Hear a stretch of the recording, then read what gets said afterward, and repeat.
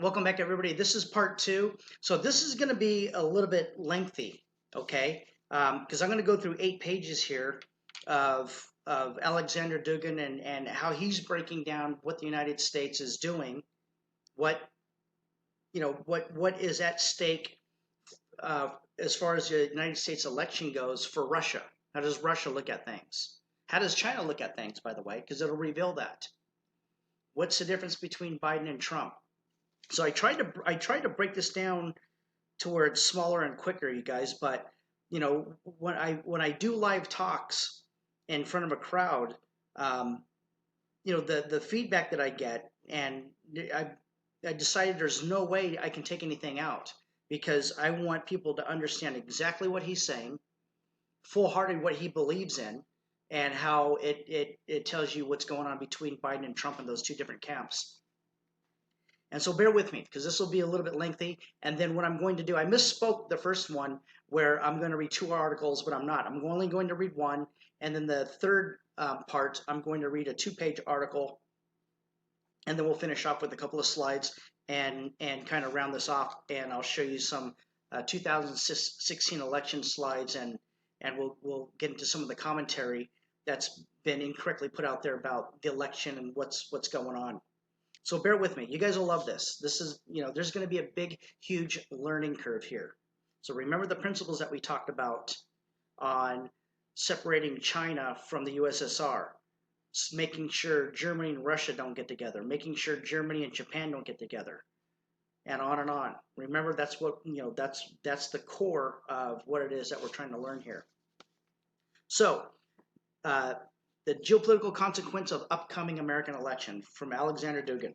All right. The other warning, you guys, is that this is translated from Russian to English, so some of the grammar is off, and I apologize for that. So Trump's realism versus Biden's globalism. So let's consider how U.S. elections and its result will affect the field of international politics. First of all, let's examine the main frames of international politics visioned by Trump and by Biden. Trump stands against globalization and for the return of the politics of U.S. nationalism. That means he's going to weaken international structure, reinforce national defense. As a result, it can lead to the establishment of the factual multipolarity. We'll talk about that here in a while. With the assured, as Trump himself presumes, American leadership in his first term, Trump was hesitant between the new and the reality, very old American nationalism and certain isolationism. The neoconservatives' imperialism illustrated by John Bolton's appointment and behavior. When Bolton was dismissed, he betrayed Trump. So the interplay with neoconservatives has ended in mutual disappointment. Conservative leader Bill Kristol has taken clearly anti-Trump stand, so we could presume that during the second term, Trump will be less affected by neoconservatism, imperialism, and more nationalist and anti-globalist than during the first term. That would lead to the hardening of the multipolar world structure becoming more and more powerful in spite of possible U.S. interventions in regional conflicts. Generally speaking, if Trump denies universalist liberal democratic missions of U.S. departing from Wilsonian world politics that lasted almost 100 years, and was clearly predominant above all during the last 300 years, which basically he's describing the British Empire, his international politics will help to other poles to shape themselves more clearly and definitely. We have no reason to be sure it will happen peacefully and mildly, but we can presume that the possible conflicts will still be limited, and that is a logical conclusion from the banner of universalist Masonic planet scale liberalism, that is the ideology frame of globalist. So if Trump wins, realism in international relations will certainly triumph, or at least for a time being, over liberalism in international relations. That means that we're going to enter in the age of the revival of sovereignties and the return of nations, with the accompanying phenomena of international chaos and weakening of the supranational structure of institutions. Joe Biden is quite opposite to Trump. And this main line of international politics He is a classical liberal in international relations, convinced liberal and globalist. So if he's elected president of the U.S., he will try to totally dismantle Trump's politics and to return to the Clinton-Bush-Obama strategy, i.e., promoting universal agenda, imposing human rights, liberalism, LGBT plus, and so on. Biden will make efforts to reestablish the globalist frame, reinforcing NATO and U.S.-European partnership. So real quick, I want to throw in there, you guys. Trump's not against NATO. What Trump is, NATO has a globalist strategy. Trump is trying to reshape NATO to where the United States benefits from it from a national point of view. All right. And also he put in here the policies and return to the Clinton, Bush, Obama strategy. And that doesn't sound right to a lot of people out there. It's like, well, wait a minute. Clinton was completely different from Bush, George Bush Jr., and Obama was definitely, how does that mix? Well, Republicans and Democrats for the last 100 years, we've all been on the same page as far as a geopolitical strategy goes. That changed when Donald J. Trump showed up. So Republicans and Democrats, as far as classic traditionalism and liberalism in the United States, we were all over the place. But when it came to geostrategy, we're all on the same page. Trump has moved away from that, and you'll find out why and what it means here. So reinforcing NATO and U.S.-European partnership, resort to humanitarian intervention, and so on. We can easily imagine Biden's foreign policy if we put in brackets 4 years of Trump's nationalism and resume Obama's course. For sure, Biden will destroy all signs and symbols of Trump's epic, and the wall with Mexico will be destroyed, and all Trump's nominees will be fired and maybe prosecuted in the eyes of Democrats and globalists. Trump is a kind of ideological criminal, a fascist, and his nationalism is totally unacceptable. So Trump equals multipolarity, Biden equals unipolarity. So what is multipolarity, by the way? Russia and, they have a multipolar strategy for Eurasianism. What that means is that if you bipolarity, bipolarities was the Cold War, United States versus the USSR.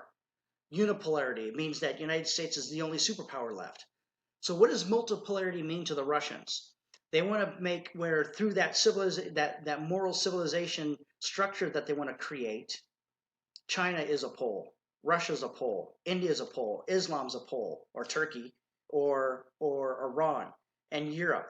And that breaks up the blocks, the relations that we've created to maintain the rimland to surround the heartland.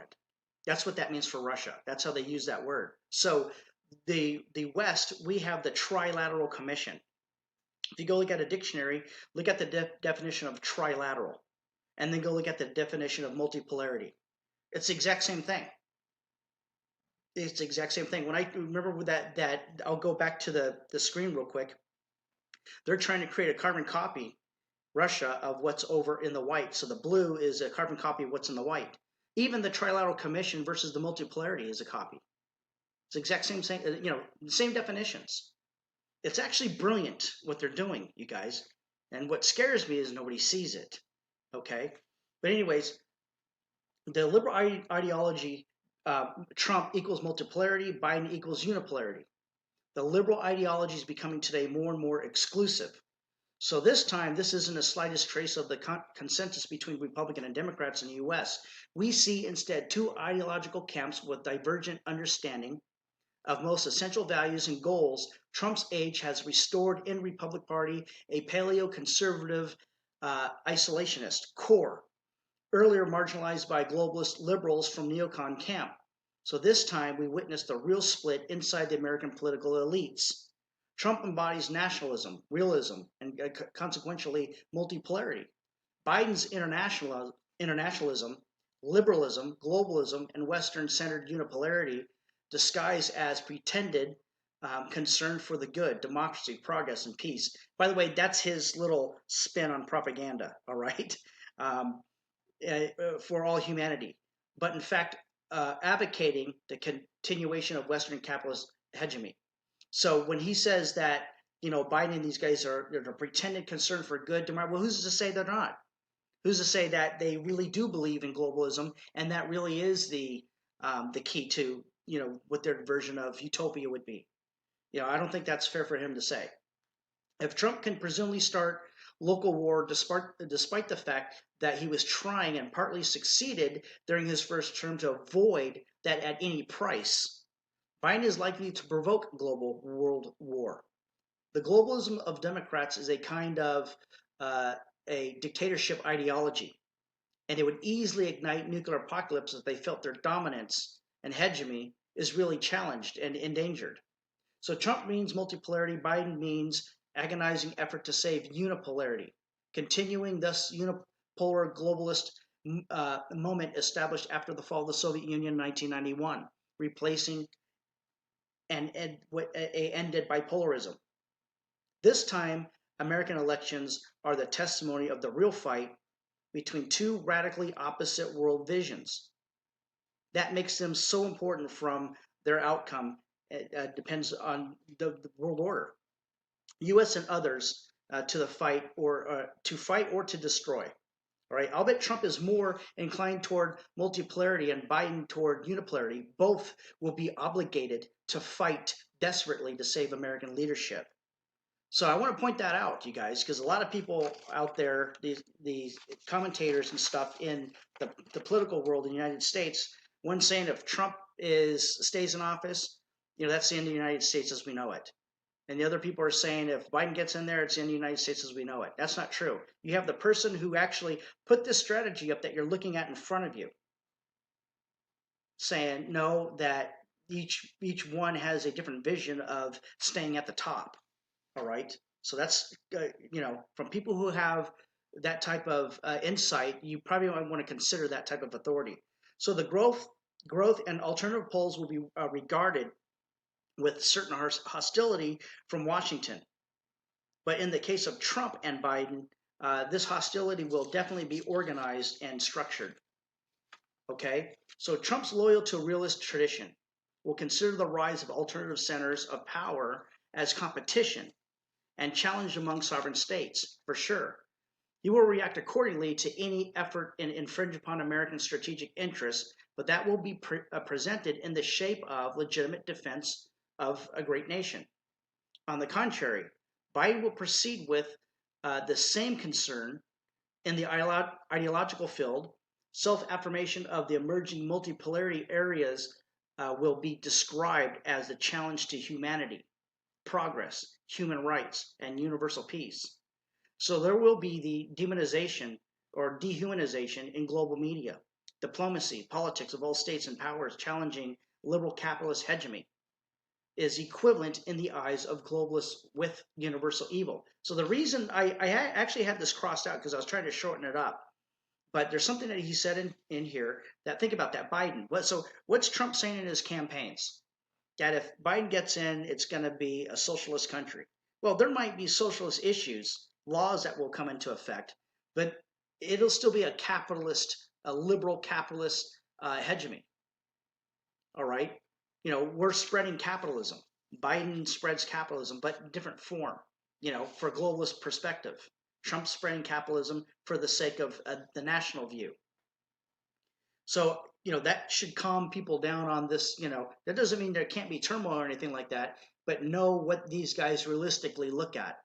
These guys understand the United States very well, all right? And they also know how to define the United States properly because they created these strategies to get out of containment. And so to do that, you have to know exactly what's going on. So we could find that a reading and discourse the convergence, similar meaning that the different outer shapes could emphasize the serious divergence, because in the long perspective, that means two world orders, realist and liberal. Trump's line will somehow accept multipolarity as established fact, trying to secure a U.S. leading role in a multipolar world order, while Biden's globalism will try to prevent at any price the coming of the multipolar age, because that destroys the linear progress of liberal democracy. That is now almost religious dogma of Democrats and globalists. You guys remember when, back in the day when Putin, he was given an interview, And he's like, don't you guys realize that we're being pushed into World War III? And this is how the Russians think. The United States and its type of liberalism, and by the way, their definition of liberalism and domestically in the United States, our definition of liberalism is two different things. All right, their definition of liberalism is our type of democracy, our type of individual rights. They don't believe in that. That's considered a liberalism to them. The United States liberalism is completely different. It's socialist. It's restriction. It's getting rid of the Second Amendment. So you have to be careful on the way that these guys, and they're not doing anything on purpose. There's no tricks here or anything like that. It's just that's how they think. All right. That brings new difference in the relation of Trump and Biden toward the alternative poles of multipolarity.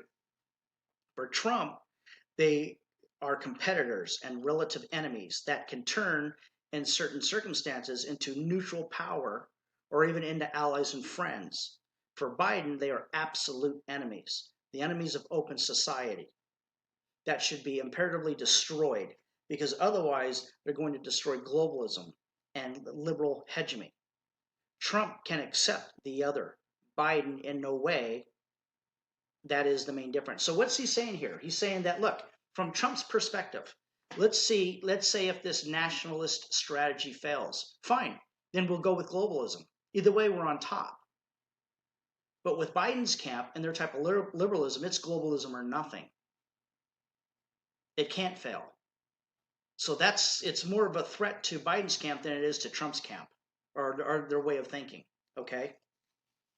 Trump and anti-Chinese politics. And so here's where we're going to get into the principles that we talked about in the first part, where we talked about we need the decision-making tree for the British Empire and for the United States. Make sure at all costs Germany and Russia don't get together. So we couldn't just go in and attack Germany. It would weaken Germany to a point to where Russia can come in and possibly take over.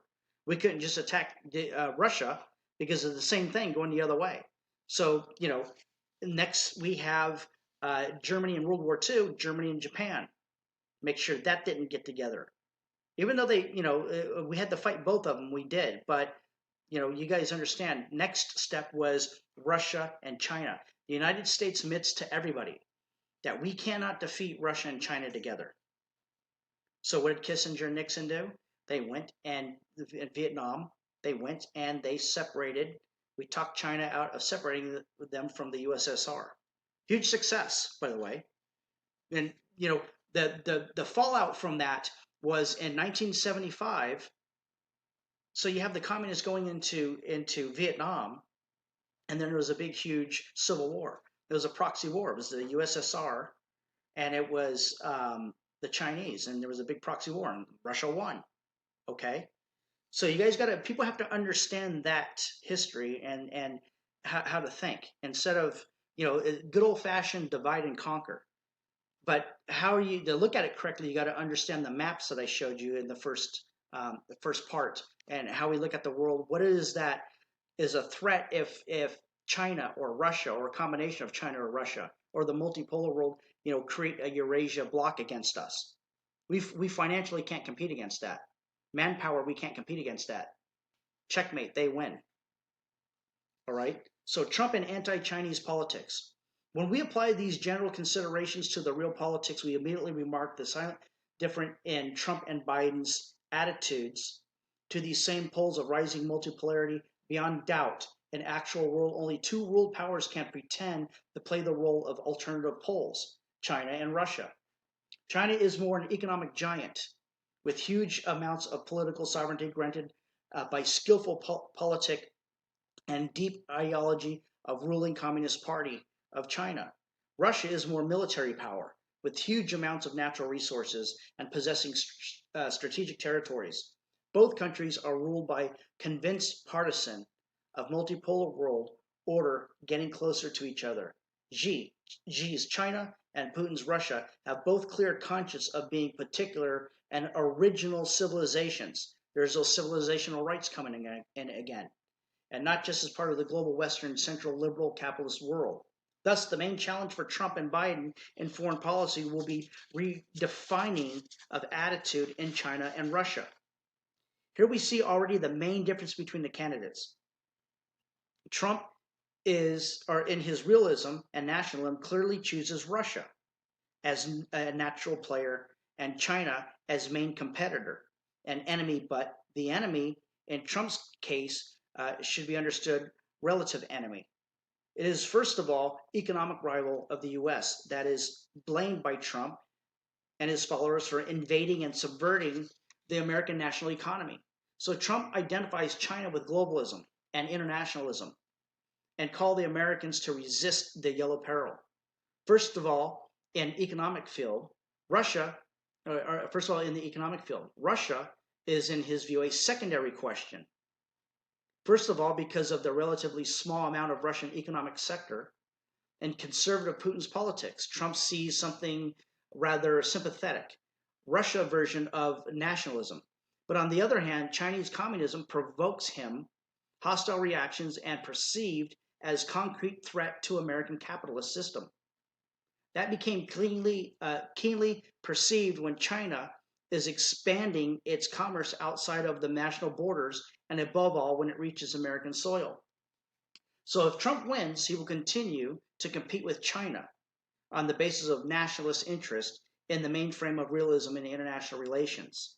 That doesn't mean at all that U.S. with Trump will be kind with Russia, and Trump hasn't been kind with Russia. He's caused their currency to drop 26%. He's caused havoc for the Russians. So, and turned Moscow in a strategic partner. And that's the key term. We turned Russia into a strategic partner for World War I, for World War II. And then we turned China against Russia as a strategic partner in the Cold War. So you guys get what's going on here, all right? There's a difference of opinion between the two camps. So, that doesn't mean that the U.S. and Trump will be kind to Russia and turn to Moscow as a strategic partner. It is impossible by geopolitical reason. All claims of Russia influence on Trump are fake news used by American rivals, but Russia will not be the main enemy. Biden and anti-Russian politics. So think about this, you guys. The media in the United States, they're trying to say that Russia has influence on Trump. And what's Trump and his camp doing? China has influence on Biden and his camp, and they're corrupt. All right? It's black and white. So that's how this is working. Among the main multipolar powers, Russia and China, Biden chooses expectedly that Russia as main enemy and China as a neutral or secondary concern. So I'm going to stop here because Mitt Romney, the neoconservatives, even though they are conservative, but when it comes to the liberals in the United States, this is where they agree. This is where they're attached to at the hip, is that the neoconservatives consider Russia as the main threat. Trump and his nationalist view consider China as the main threat. All right? It is a reaction on Trump and the sign that globalists are bothered more by military power and alternative poles than by economy. Russia is a great geopolitical power with nuclear weapons and conservative politics. That is the main obstacle to establish a liberal world order. So in case of Biden's victory, Russia will be the main objective of pressure, attacks, and possible conflict. Here, the main principle of geopolitics, sea power against land power, enter into the game. The global hegemony of liberal West is secured by the weakness of land power, i.e. Russia as Eurasia. So in the eyes of Biden's China can be considered an organic part of the international liberal system, and international expansion of Chinese economy doesn't represent the main threat for globalism. But authoritarian Russia does. China for sure remains a serious problem for globalists. We can see that in the case of the symbolic figure of globalist camp George Soros, who supported protest in Hong Kong and advocated open anti-Chinese politics among globalists. He tried to fuel a colored revolution inside the continental China while playing on liberal wing of the left ideology. And a little bit of the grammar, that's because of the translation problem, you guys, and promoting far left version of liberalism. But the main aggression of Biden will be concentrated on Eurasian heartland, i.e., on Russia, China as rimland, will be a secondary importance. So let me read that again. This is for Biden. The main aggression of Biden will be concentrated on the Eurasian heartland, i.e., Russia. China as rimland will be the secondary importance. Trump is completely opposite. China is the main threat. He looks at them trying to break out of containment. Russia is, even though they have a strategy to break out of containment, they're pretty much hemmed in. So we could, they consider we can block them. Nevertheless, it would be a mistake to consider Biden a pro-Chinese candidate. The same is correct with Trump. He is in no way pro-Russian. Both are, first of all, pro-American. But for Trump, U.S. is a national country, great power. For Biden, U.S. is an avant-garde of globalism, the fortress of liberal world hegemony, global empire that has its main mission to liquidate the national states and install global governments led by international capitalist elites and monopolies sweepingly including Western and non-Western segments. In both cases, regardless of the result of the American elections, the next president of U.S., if there will be no turmoil, Washington will oppose the rise of multipolarity. The main difference consists in the fact that Trump will concentrate on the mainly economic, but not only containment of China. And Biden will promote radically anti-Russian politics. In the case of Biden,